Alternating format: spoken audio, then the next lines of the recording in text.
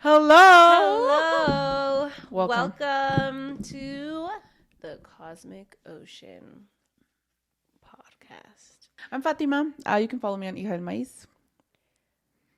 On TikTok and Instagram. Instagram with the D. And Y'all I'm know. yes, and I'm Nayeli. And you can I need to start I'm gonna start remembering to tag her on things because I keep fucking forgetting. I know. And then somebody commented on a video on TikTok and was like, "Can you tag your mom or Fatima? I don't know if they know that you're my mom because I have trouble spelling it." Oh, tag me. Yes, Yeah, and I'm so I her will. mom, guys. I'm Yeah, her that's mom. my mother in this life. And so my name is Nayeli. The current one, the one we're living. So yeah, I'm the mom. So my name is Nayeli, and you can follow me at the Nay_area on all platforms. Yes. Okay. So Okay. So last podcast, we finished talking about like how in the family, that's where you do the work. Yes. So like coming down the mountain. Coming down the mountain. Yes. No. So yeah, that the last podcast was all about coming down the mountain. Do I even have to come down the mountain? But if there's a trigger, I think we came down a yes. So what that means is, for those of you who don't understand that concept, it's like when you are in like this, when you go, let's say you go to a spiritual retreat and you're like in the retreat center, in the retreat home, in the retreat area, everything's perfect. But then once you leave the retreat, that's where the work happens, right? That's where you have to start. Shit, this is the real life. Yeah. The real world. So this is when we say come down the mountain. That's what we mean. We're leaving that safe space. Right. Because while you're in the retreat, you're like, oh, this is bliss. I am healed. I'm in alignment. And it's no. This is my authentic self. Right. Which I mean, is true. Like that is probably your authentic self. But now when you come down the mountain, that's when you apply your authentic self. That's when it becomes spiritual enlightenment. That's when it becomes the bliss, being able to be in this space and not get triggered. Right. Because that's when you come into the real world, right? You, the husband, the wife, the kids, the partners, the siblings, work, friends. That's when all of that hits the fan, right? Yeah. So then in the last part we were talking about specifically, I had made a comment that's like, well, why is it important or I think we were also talking about the shadow self. I don't really remember, but it was like, we did talk about the shadow self. We always talk about the shadow self. We always do. It's because it's always it's there, it's so prominent. It's like you said, it's not our podcasts aren't linear, right?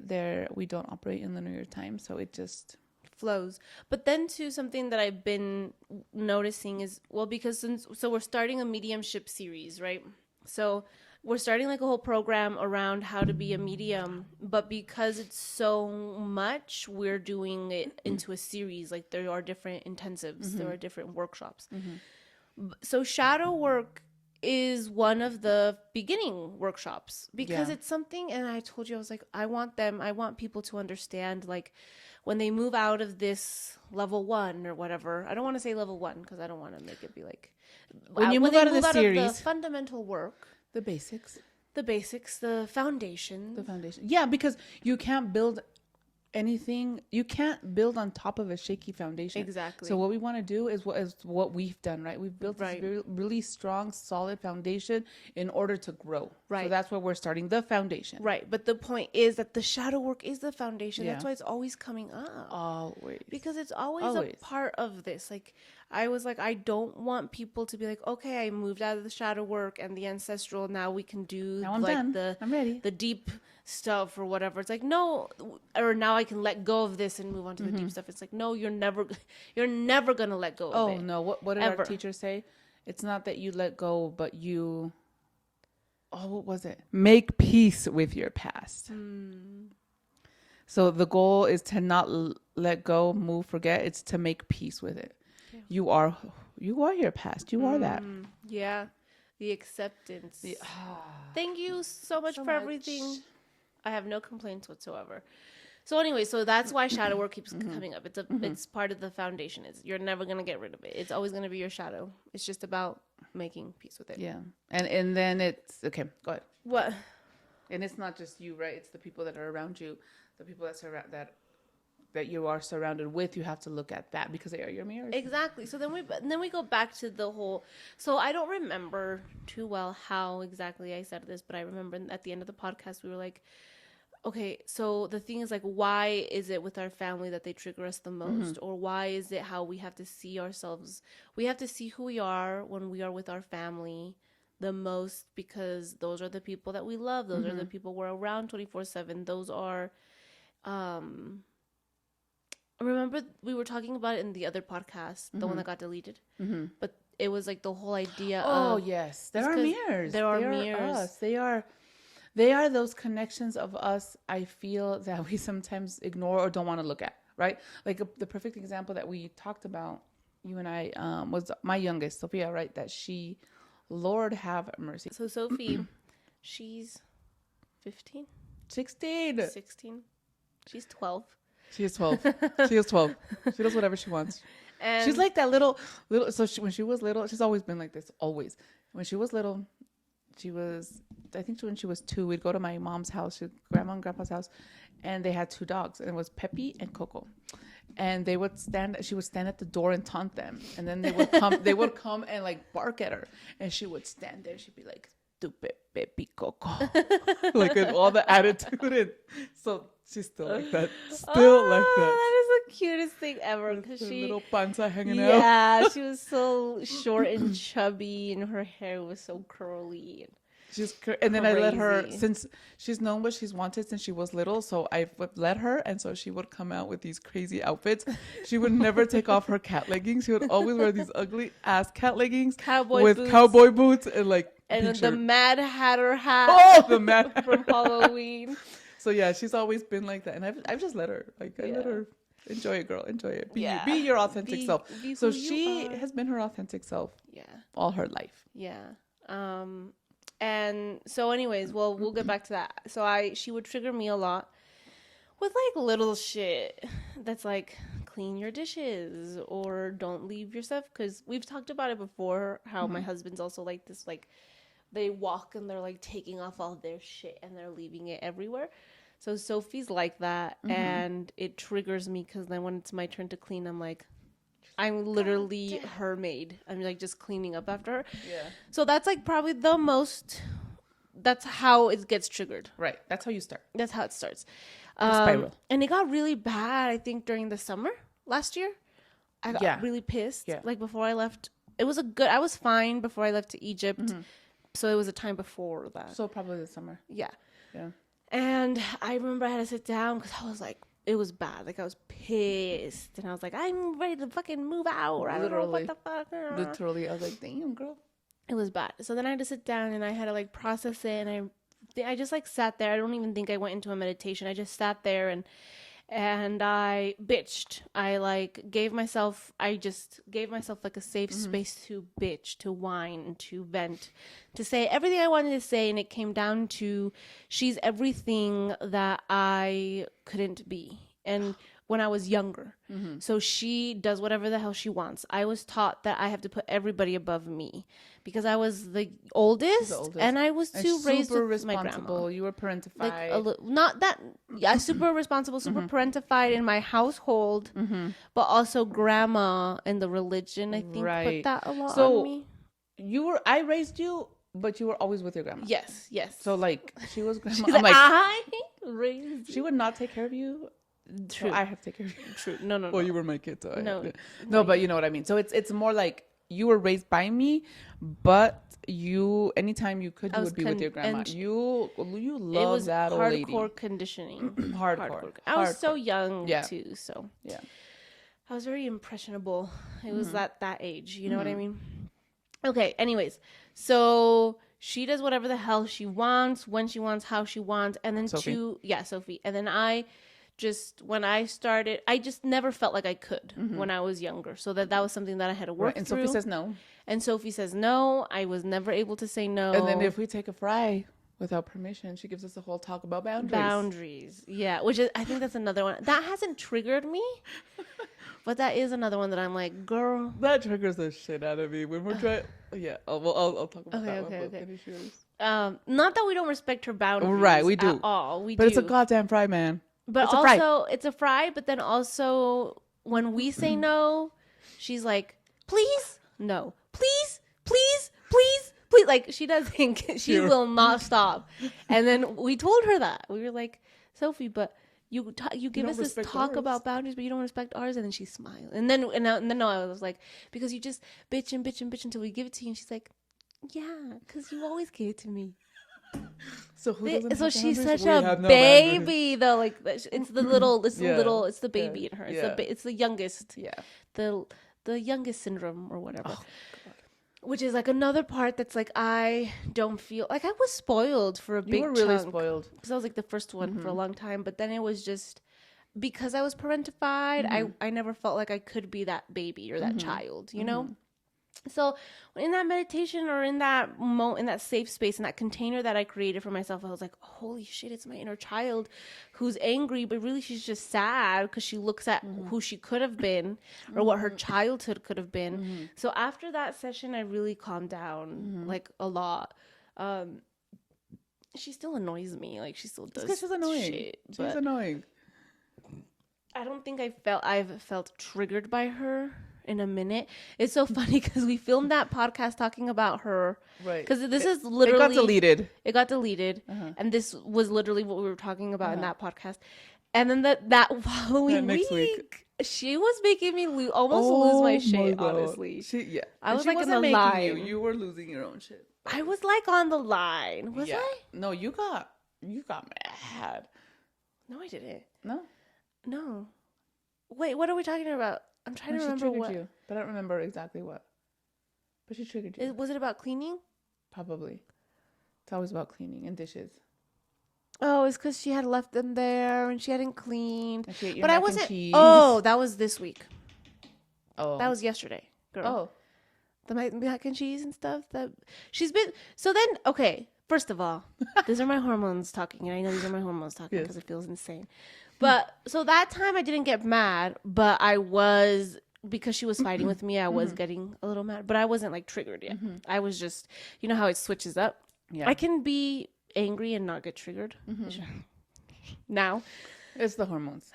Yeah. We got it. But so she eats the stuff that I was able to eat. But at the same time, I'm like, okay, but it's not mine. So I have to like lay back. And plus, I haven't been able to eat it. So somebody needs to eat it. But I'll make myself food and she'll finish it. That's the shit. It's like she'll finish my leftovers that I'm planning on eating during the day. And so then now that they're on spring break, I'm like, I don't even want to fucking open the fridge and make myself food because she's going to fucking eat it. And then I haven't said anything. Cook. And she doesn't cook. And so she will DoorDash. She will only for her.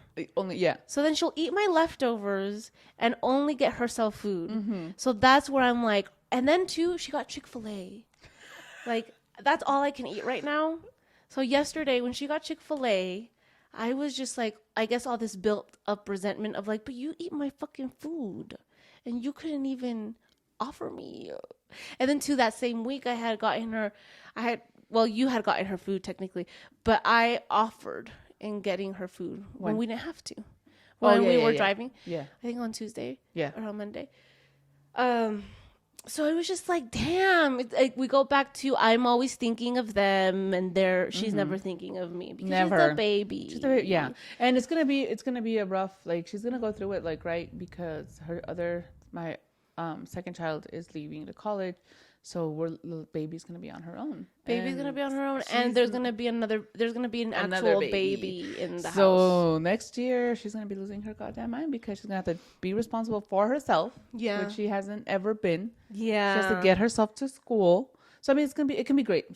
She can do wonderful, or she's not. We'll see. I think she'll be. I think she will be great. Yeah, I think it'll be a little rough. And then because I think with the baby, I think she's getting into this role of I'm gonna take care of it. It's gonna be. She's really excited. So cute. Yeah. Actually, to see that. I know it is cute, which is funny. Which I don't. Because we don't see her in that. No, because she doesn't like kids. No, she doesn't. She like fights with my nieces and nephews. Like literally, they're like.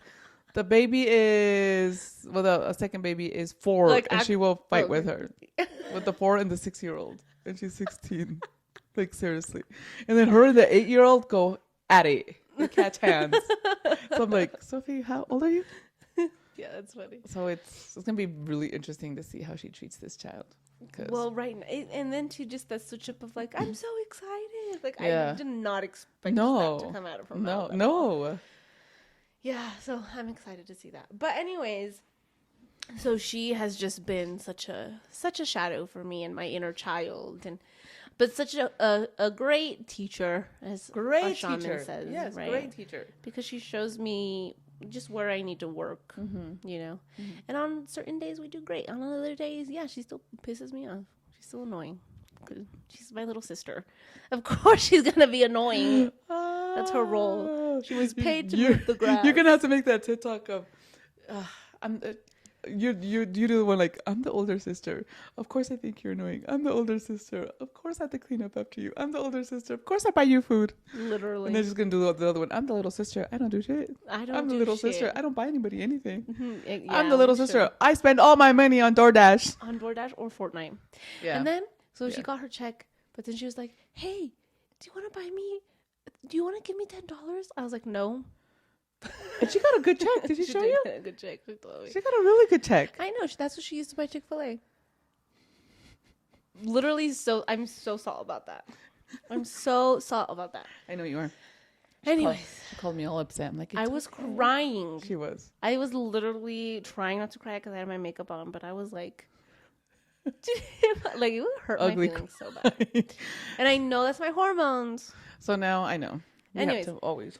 You were saying, if you're gonna buy like food, ask me. But also Chick-fil-A, don't ask me. Just bring it to me. Yes. Her little shadow self, Lord have mercy.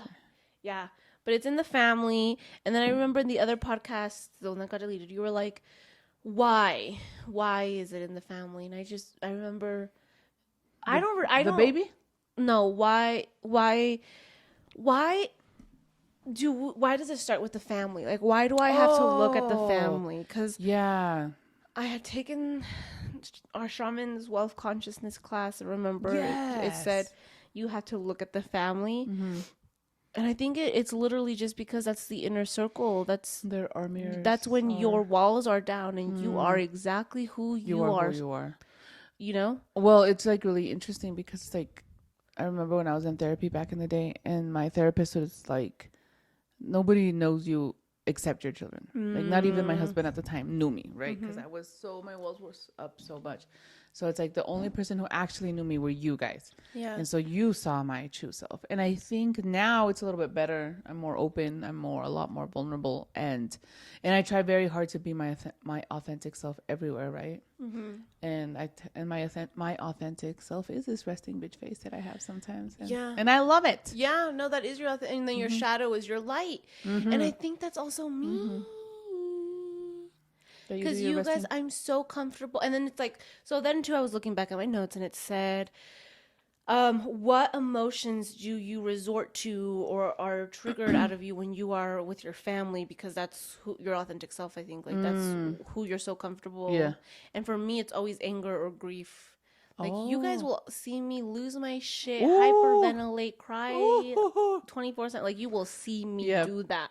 So it's like, that's where I've been comfortable. That's been my authentic self for so long. That's why being my authentic self, it's like, that's why I got triggered with Sophie being her authentic self. Because I'm like, oh, that's in my shadow.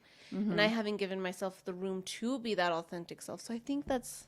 I think that's also some generational trauma. Oh, yeah. Because then you look at grandma. Oh, yeah. And you're like, girl, smile. And our other, and down the line, we have these badass warrior women, but they were just stuck in their masculinity. No, that's so real. And then we go back to something I was talking to you about in class, but I didn't get to talk to you about it because we just started. Because our shaman told us to shut up because we were just talking to us. So remember how, I don't know if I told you, I don't remember. I think I did, but I'm not 100% sure. So when I first got pregnant, like in the early days, I remember just being a lot more angry. And I think this was before I left to Egypt, just being so angry. And I think this was before I left to Egypt, and I had to like process it Mm-hmm. because I was like, what the fuck is going on? Or maybe it was after I came back. I don't remember the timeline. And it was just like, well, first of all, you're carrying that generational trauma of like nobody wanted. They were so in their masculine. Being pregnant was almost like so dismissive, or so they have to ask for help. Your body's going through all these things. You're in they had pain. a The lot hormones. of children and out in the country. And then they had a lot of children, but it just like and it's the role of like you're a woman, so you have to have kids and you have to be a mother. And then you look at that generational trauma of them not being able to be nurturers because they're warriors. So then it just like created more anger in them because they were like, but that's not my role. That's not my authentic self or whatever, even though it is like, it is their authentic self. So it was just like, I was feeling all that anger of like all that line. And then we go back to like all the trauma that we've processed about our first, like that trauma of like not being a nurturer. A mother not being a nurturer has been in our line for a minute. Oh my God. But then too, I was like, well, I heard that, but I was like, I don't want to claim it yet because I don't want to blame it on them. I want to process my own stuff first. You know what I mean? Because it could be easy to be like, yeah, it's them. I'm angry because of my generational trauma, but I'm not looking at why I'm angry. You know what I mean? Oh my God, yes. But it comes down to the same thing. It does, because I think my biggest issue is like I was able to be a good mom in the sense of back then providing and you know making sure you guys look cute. The protector, the male masculine role. Yeah. So I made sure you guys looked cute. You guys had food, showered, all that stuff, right? A house. I was working, all of that. But hugging, like I didn't hug you guys. At one point, I was like, "Okay, Fatima, you have to make sure you hug your children. Hug them in the morning and hug them at night. Hug them in the morning, because I would not even hug you guys, and or say I love you. Forget it. I didn't even know what would never use those words. Yeah. So I am such a soft person compared. Oh my God, I think with Aurora made me soften up big time. So my middle child is so soft and sweet and tender, and I would yell like my go-to my maternal line is we fucking yell, we scream, we cuss everybody out, like that's how we are. That's or like or stone face fucking resting bitch face, right? And so with Nayeli, a total just always yelling, screaming, blah blah blah blah blah. Then Aurora came along, and I think the first time I saw, she just cried until she was probably in 3rd grade. So very early on, I saw how she would get so upset when her dad would like yell at her, tell her to stop crying, and blah blah blah. And so then at that point, there was a little switch. I was like, okay, I can't yell. I can't yell. I have to be soft. I have to talk to her. With her, I don't order her around. I sit and like, what do you think? How do you feel? Like, so that's when I started learning how to be softer, but just with her. Because then with Sophia, ooh. You had to. I mean, she was going around. She was a little terrorizer. A little psychopath. It's so funny though. It's so cute. Oh my God. So cute. I could not go to restaurants until Sophie was probably 3. Sophie was 3 and Lola was 4, and still it was. And even then, didn't you say that the first time you did go out, they ended up? One of the times we went out, I don't remember. We went to this pizza place, Bojo's. Your dad loved that place, so we went there. And we had pizza, and it took forever. Oh, damn, that's like a nice restaurant, too. It's nicer. It's not.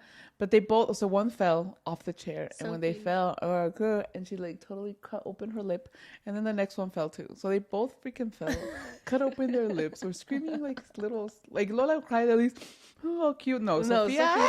Oh, my God. And then just runs around. And, oh, my God. When my grandpa died, Sophie was 3. She was little, because I thought she was still in a diaper. No, she was still in a diaper because that one would not poop in the toilet. Sorry, Sophie, we're putting your shit out there. Sophie would poop under the table and then go take off her underwear and throw it in the toilet. Because she would not poop in the toilet. Why? Because she said she was scared her friends were going to go down. She's crazy. So, okay. Yeah, she had this whole story about how she didn't want to throw her friends down the toilet and she couldn't sit there. What if you would get, I don't know, it's just crazy stories. Anyway, so she was 3. And she would talk like this. Yeah. She would lick her thumb. But she would talk really well. Like that one. And she started walking at 9. months. Yeah. Okay. So my grandpa's funeral, he's our oh my God, my grandpa was just The a fierce, patriarch. the patriarch, a fierce to reckon with. A force to reckon with. He's amazing, right? He passed. We were at the funeral. Sophia was just, I don't know. Sophia thought it was a let's celebrate Sophie Day. And literally everybody was sitting down in the mass, and Sophie was like running around the church saying, "My grandpa just died, and I'm at his funeral," in Spanish, singing, and like skipping. And so I was walking behind her, Sophia, and then she would laugh and run faster. And so literally, I just like they would grab her, put her down, and as soon as somebody would let her go, she'd run again, and it was just, yeah. At that funeral, I was like, so everybody was laughing, and then I was just like, my grandpa's gonna kill you, Sophie. No, I think that was the light that they needed. Yeah. I learned with how Sophie, to be. you had to be. Mm-hmm. So I learned how to be really soft with Lola, and then just from there, I think as the year just went on in therapy, that's when I learned how to stop being so. Well, no, not even, because I was so stuck in my masculine. Even before I went to Egypt, so August 2022, I had a healing session with my teacher, and at that point, it's like, you are so stuck in your masculine. We need to get you out, because I was even rejecting my femininity. Oh my God! Stop though. So first of all, I don't know why. And our shaman was talking about how we forgot to ask her About if we can say her name. oh, I think it's gonna be a yes, Of but course. still, Okay, I want to ask. Just send her a message. That respect. Okay. So our shaman was talking about how she did her human design and her throat chakra is open, and so that means that nobody listens to her. And my throat chakra is also open. I didn't know that, but now it makes sense, because I'm always bitching about how nobody fucking listens. Like, specifically, like, people who come and do readings and stuff, and I'm like repeating things, and that's she's fine. always bitching about me that I never listen to her. And I'm always like, this woman, I told you, teas, castor oil, heating pad. The only thing I did not tell you was iron. That's the only thing. Mm-hmm.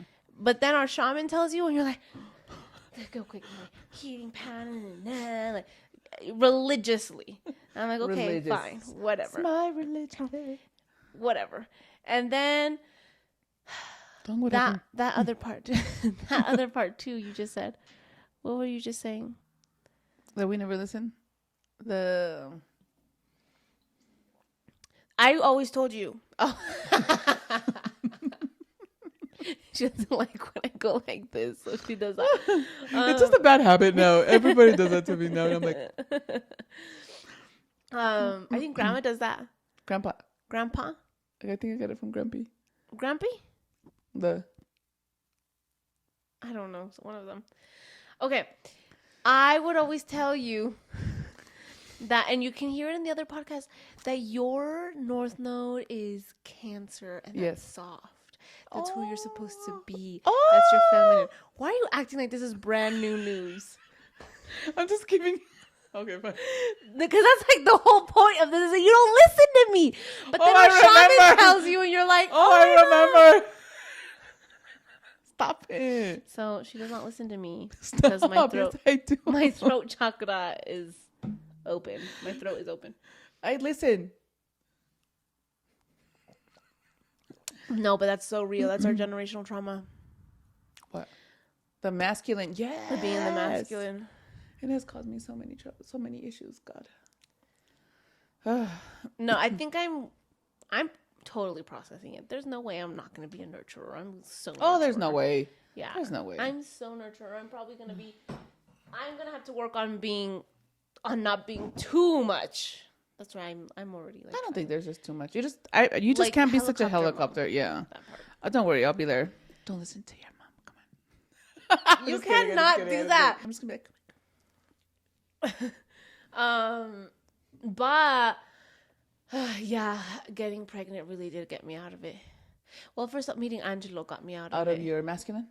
Oh. Literally meeting Angelo. Yeah. Because then I was just like, I remember this was like when we were still dating. This was like in the beginning. I needed to go clean my windows, or I couldn't get out of the car. I was holding on to everything. But because I was so used to doing everything myself, I was just like, I don't need help. I didn't even ask him for help. And then he was like trying to get things out of my hands and trying not to let me clean the snow off the car. He's like, ay, Nayeli, eres bien terca, déjame ayudarte. And I'm like, you're really stubborn. Let me help okay. you. After that, I was like, okay. And now we let him do everything. Yeah, now I'm like, why haven't you done it? What is going on here? No, it's good. And it goes back to... And Dora was telling me too. She was like that too? That she needed to learn to ask for help. Oh, so that's our whole thing. We don't know how to learn. We don't know how to ask for help. We don't know how to ask for help. Because we're in our masculine. Because we're so used to doing it ourselves. Mm-hmm. Damn. Yeah, it's that generational. And so, yes, it is a problem because we have to learn how to live in that duality, right? In that middle, in that balance. And we can't be so far. And our yeah, we can't be so far left or so far right because then we are out of balance. Yeah. So we have to be in that middle. And then emotionally, yeah. And then spiritual, like, oh my God, it just causes so much chaos in your life in every aspect, right? So, like, being also so stuck in my masculine, then I was just closing off to to everything. So that's where like the whole fibroid started, right? Because I have the fibroid is on my left side. It's on my uterus. Oh my God, the feminine side. The feminine side. It's on the uterus. It is a tumor right in there. And then it's just my whole issue was I was rejecting being a woman because I blamed everything on being a woman, right? All my issues, all my problems. It's insane. Dude, and I think I'm trying to think of me too, growing up. You what? If I also carried that growing up. Oh, yeah, we go back to like the masculine and the feminine. I was super in my masculine. Because you would do everything. You would get up, you'd go, you boom, boom, boom. And I think, yeah, because me and you, even, it was always just me and you. And you would help me with this. You take this. So it's always been me and you. Like your dad was there, but he wasn't ever there. And so then too, we also, because that's something that I learned too, because I also emasculated him too, in the sense because I was like, he allowed it. But at the same place, it's like, no, I'm going to do it. I'm going to do it. So then he just got his role to do nothing, right? Mm-hmm. He fell into that role of, okay, I'm just going to chill. I'm going to play soccer.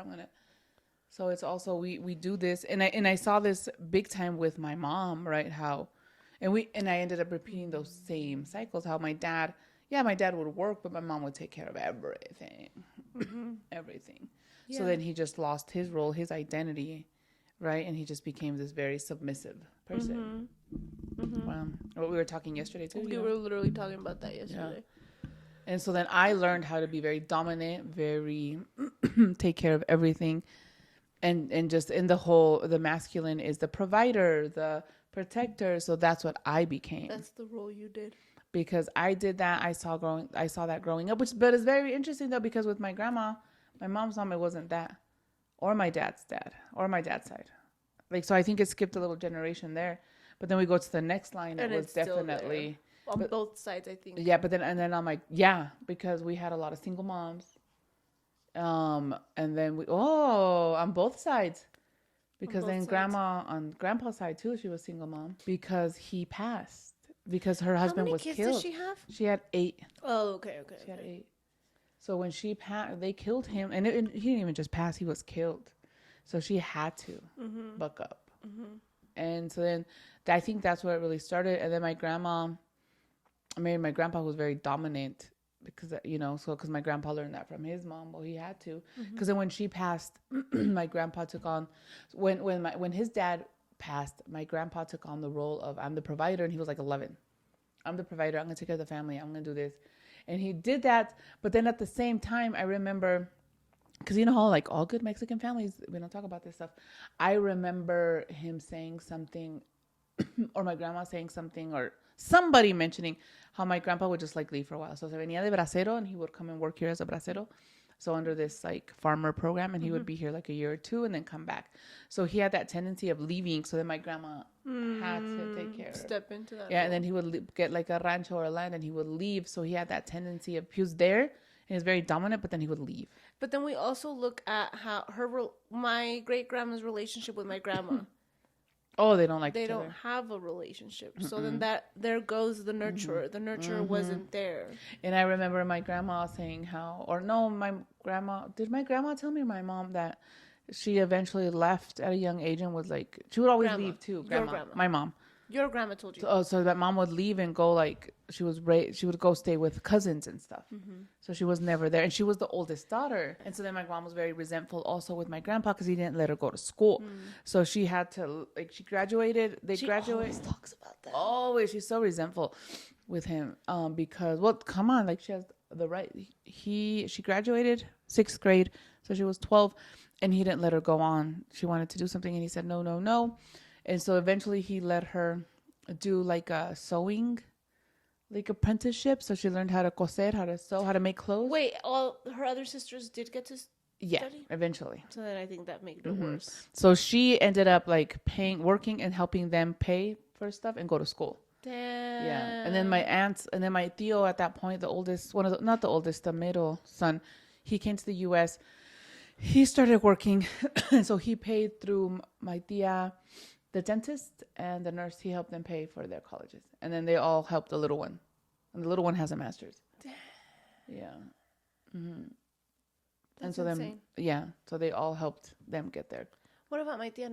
She's a teacher, but she got married really young. She had my cousin at 17. I thought she. Oh shit. Yeah. I think I don't think that makes grandma feel better. No, so that makes her very very resentful. Yeah, but I think she did also have the opportunity. Like, I think that once they started going to school, like, she tried, and I think she just couldn't find her way, because then she said she went to nursing school and she didn't like it. Yeah. And so I think she tried to find her way, and then she just gave up. Yeah. She just gave up. She's like, She said, I can't. I'll stick to what I know. Yeah, and so she stayed making clothes, and then I think that's what she was doing. I don't know what she was doing before she got married. And then we go back to just her not being her authentic self. Yeah. And then just... Yeah. So imagine it's just... And so one of my padrino... Because, I've been very resentful with my mom. And thank God I healed that. I still have to process it a lot. Because there's days, right? But one of the times he just got so mad at me. And he basically was like, you know what? You're lucky your mom kept you, and you are lucky she brought you into this world. You need to be grateful for that, because she could have chosen to not even have you. So you should be grateful and blessed that she made the decision to keep you and to bring you into this world. And I'm like, oh, that humbled me real quick. And I was like, you know what? He's right. Thank you, mother. Thank you for bringing me, because I know it was hard. Like, so that at that point I was like, oh my God, thank you. You're right. So I think that was a little switch for me too. That I was like. I need to leave her alone and stop bitching at her. At the end of the day, we don't know what they were going through. We don't know what they were thinking. We don't know what she was processing. And then just talking about all this, it's like, oh my gosh, she was very, very unhappy, right? Because she didn't get to go to school. She was basically putting her siblings through school. And then she says that her... Super parentified. Her parents were very, very abusive with her. Very abusive. Emotionally, physically. And then she had 3 older brothers who would probably kick her ass too. So it was just... It was hard. Yeah, that's why she's so in her masculine. Because she had to. At such a young age. With people who weren't even her children. Yeah. And then my grandma had twins. So imagine taking care of twins. Lord. Oh my God. Mercy. So she had 3, 4, 5 kids, and then she got pregnant with twins. My grandma. So yeah, just looking at them with eyes of compassion. Because they're people. That's scary. My poor grandma. Yeah, that's what helped in my plática with my shaman, was when she was like, look at him as a person. You know what I mean? Like, oh, what did he have to go through? What is he going through? What's who? My dad. Yeah, exactly. That helped. And one of the things my therapist told me about your dad is like, you are so lucky that he was able to do what he did, because of all that trauma he went through, he could have been like some freaking crazy psycho bad man. Well, not even bad man, right? Because there's no good or bad word. Just some crazy, like, he was able to work in an extreme. He could have been in an extreme. He was able to work and provide and do that, even a pesar. How do you say a pesar? A pesar. Regardless. Or even though he had all this trauma. Okay. So he was still able to do that. And because other people with that kind of trauma wouldn't even be able to do it. They'd be lost in their addictions. Lost in their addictions. So he was able to overcome, which is huge. Not overcome, but he was still able to function, I guess. It's a good. He was still able to do his role because he went to work and he gave you money for us. Like when he would leave and right. So when we were together, actually, yeah, when we were together, yeah, he would pay. He would pay. He would help me pay. So he would pay. You were never in a place where you could not work. No, you always had to work. I always had to work. And I remember the only time I didn't work was when I finally had Sophie, and I think I took 3 months. 3 months off. And oh my God, I remember like we would have 100. Not even 100. I think at that point we would have $80 or $100 for the week to spend. But that was groceries, that was gas, that was, yeah. So I remember that. That's why I went back to work because I remember, oh my God. I remember after groceries and everything, we'd have $10 left, and we'd be like, let's go to Burger King, and we would get like a sandwich and stuff from Burger King. But yeah. So then at that point when I had Sophie, I had to go back to work but I took some time because I couldn't. Yeah. Like it was insane. But yeah, but it was always like that. It was always like that. Damn. There's the other trauma, generational trauma. God, because then can you just imagine how grandma and grandpa went through, like financially? Because I feel like they struggled a lot. Oh my God. Well, then at one point my dad couldn't work, and my mom was pregnant with Dora, so they didn't met, and she couldn't work. They were here by themselves. Well, they had their siblings here, but it's like it's not the same. No. So I know my mom's oldest brother always helped her. My uncle, they were always there. They were always taking care of us. So they were like our grandparents because he always took care of us. I remember he was always bailing us out from all this shit. Yeah. But my mom says that we were never without. I just remember one time my dad was out of work for like 6 months. And at that point, oh my God, it was rough. It was rough. But other than that, I didn't feel the lack, right, that we didn't have. I didn't feel it. Because we were poor. Little. But, yeah. Too, you didn't. But we didn't know. And I just knew that when we'd go to my uncle's, we'd have pop.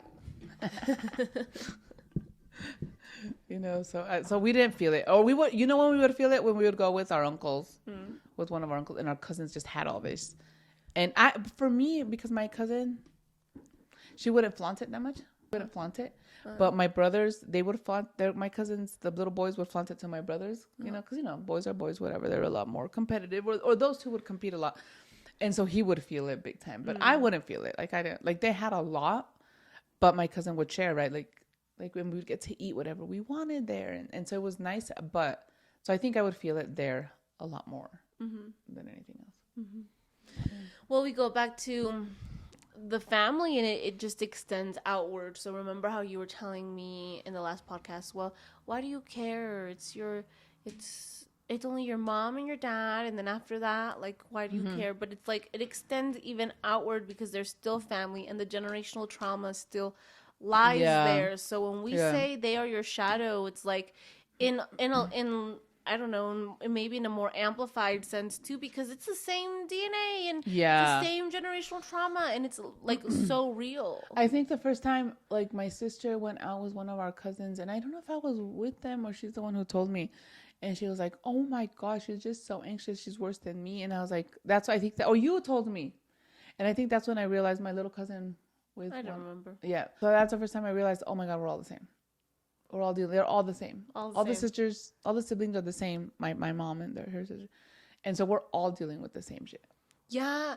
And then I also told you too, because as we started opening up, we started having those conversations with more cousins. Well, I started having that conversation with my cousin more. And then like asking her about her family. And then she was telling me. And I was like, oh my God, that sounds like my grandma.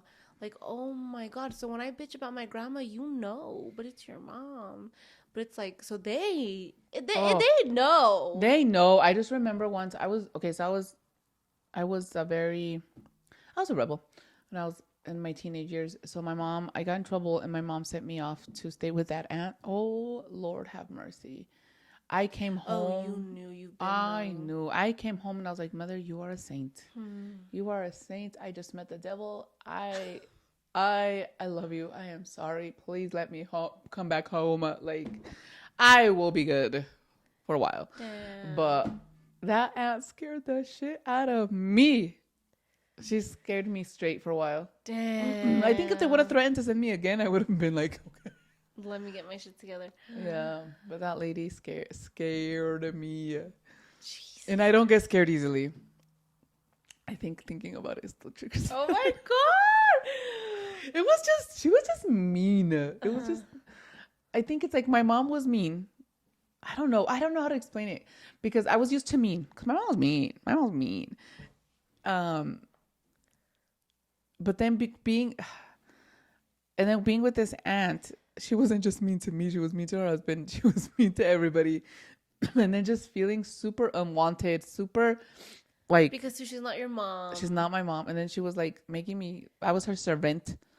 And just, I don't know. I just felt no.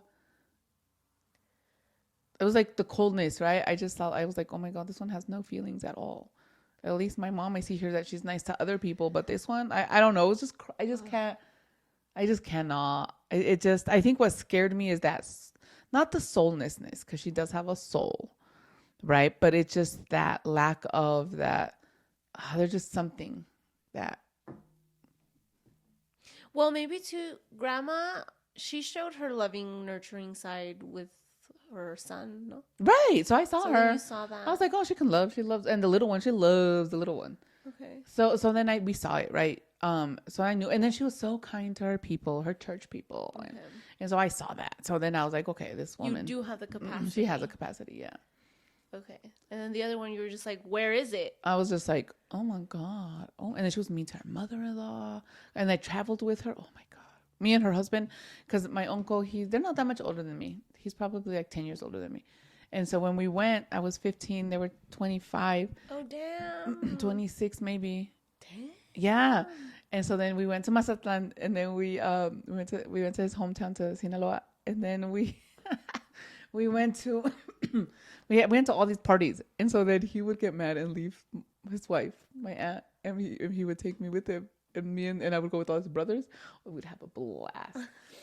And then the next day I would pay for it.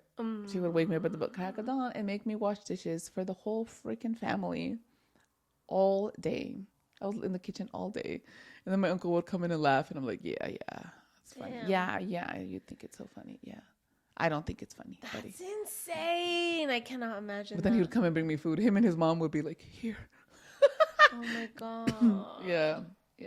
But it was just, yeah. It was interesting. I just got scared, man. Damn, I literally cannot imagine. No, you can't. Because I see a whole different version. Yeah. And you see the healed. She's more healed. She got into church a lot, old, and been praying a lot, gone through some shit. And I think for her, it did. She's better. I think she's a better person, and Hopefully, yeah. I don't know, but she reached out and said thank you because her daughter was here, and I was like, you're welcome. And she's like, really, yeah. And you treat her daughter so differently. Oh my God, I know. It was like, is she not worried that I'm gonna do what she did to me? Yeah. Or they're so in denial that they don't even know that and that's what I think, that honestly. Because she talks to me like, oh, Fati, na. Yeah, it's because now she's like, well, that's the version of me that she's always been like that. What? Sweet, and that presence, sweet. But then seeing her interact, it's. So then we go back to the how you are with your immediate family is how you are. Yeah, because that, and then come to find out, my other aunts just like that. So I was like, oh my God, they're just all fake. I have one aunt who's out. Okay. She's fine, whatever. And then the other one's just chill. And then I have another one, the dentist. Oh my God, I love her. She's just kind and sweet and happy, and she's the shadow. Yeah, and she drinks and she parties and she Okay, so pause. Sorry, Shaman talks about how when you look at the family, you look at the odd one out. You look at the one that's different. And that's the shadow of the family. Yeah. That is everything that the family hides. Yes. And that, 100%. She's happy. She goes out. She parties. She drinks. She enjoys her life. She says whatever the hell she wants. Yeah. She's happy. She's happy. She's the light. Yeah. And so, Oh, and she was great, and she was so kind, and she's so cute. She's just always like, she's the one who's always telling me, "Where your red lipstick?" Yeah. She's always telling me, "Where your red lipstick?" She's amazing. I post pictures on Facebook, and she's like, "You look great, except you need your lipstick." Yeah, she's always commenting. Always telling me. So she's just sweet. And so then, yeah, that's our shadow. Oh my God. So my light and niceness and kindness is my fucking shadow. Mm-hmm. Me too. And I think we've been working yeah. on Oh, it. yeah. 100%, because now it's like you're not really angry at home. No, now I'm not. No. And when I'm angry, I'm the like, way you used to. Oh, like, yeah. not like that. Now I know when I'm like, you guys had a really bad day. Don't just leave me alone. Yeah. Leave me alone. So I really think we're working on integrating it. Oh yeah. 100%. And like, so my main focus the last couple of years has been like, I do not want to be angry with you guys. I want to be that kind, soft, good with you guys, because I've seen that generate how my mom would be so my mom, my aunts, everybody would be such bitches to us, and then such love to everybody else, and I'm like, that's not fair. I want you guys to get the best of me, the best version, the good one, the best version of me, my authentic self, with its love and kindness, and not the balanced, not the unbalanced. Yeah. So that's what I've been working on for years. Because I remember just since I was little, I was like, I'm never gonna do that. I'm never gonna do that. And you were the shadow for a while because you were the rebel. You were the odd one out. I think we're all getting kind of rebelly. Yeah, like I feel like we've always been the odd ones. Always. In the whole family. The whole family. Yeah. But it also feels different though. It feels like on a very, I feel like now it's more of like, hopefully, eventually, it's like my tia, like the light. Yeah. Because I think that they just, it's very like materialistic. Or when with my immediate family, with like grandma and grandpa, it was like I was the odd one out. Because I said what I wanted, how I wanted. Like I wouldn't bite my tongue. But it was also very angry. Very angry. And then to like the tattoos, the short hair, the gay, the piercings. The piercings. So, but not in my light and in my bliss and in my love. So that's not how I was the odd and one. And Aurora's so funny because she's all pierced too, but they don't give her shit like they do you. Don't. And she's just so, because she's just so. Actually. And then my dad, and she wears ripped jeans and like really ripped jeans. And my dad's like, oh, pobrecita, do you need some money? Do you need, oh, you poor little thing, do you need money to buy some jeans? So that's their joke, always. Like she wears ripped clothes in general. So he's always, but it's so funny because with her, it's all. That's really interesting. And they're like, at first. Now they don't tell you. Yeah, now they just don't. No, they don't even ask. Yeah, well, because then I feel like I have been going into my authentic self of like everything. So then too, like when grandma goes on her rants, I'm like, operate in love. Oh my God, when I told her that, you guys, she was like, I do operate in love. I don't know what you're on. I was like, okay. You guys, oh my God, I'm gonna record one of our. No, I'm so gonna record one of our like family get-togethers. Like, no, you do not need to do that. I'm gonna do it on TikTok live just so you guys. Oh my God. Okay, our YouTube. We'll do it on our YouTube, and then we'll put it just for friends or something. But it would be the most funniest thing in the world, just so you guys can see how we interact and the dynamic. Oh my God, it would be because you guys think we're kidding, but no, we're being dead ass. It's probably even worse. It is way worse. Yeah, way worse. It's like something you have to see. You know what I mean? To be like, what the fuck is going on here? Oh. Yeah. Anyway, so this is why we're doing our shadow class. Yeah. Oh my God, dead ass. This is why we're doing the shadow class and the ancestral class. Yeah. This is why both of them are the foundations to mediumship. Because you have to clear the vessel. You have to clear all the blocks in the body. You have to know who you are. You have to know who you are. You have to know what. Oh my God. One of my dreams too last night, they were like giving me downloads for the classes. And one of the things was the whole, who are you? Or something like that. I don't remember. Because I got up a madre. But I remember like being in my sleep, like who, like they were telling me stuff and I was writing it down. Did you write it down for you? No. Damn it. I'll go into meditation or something.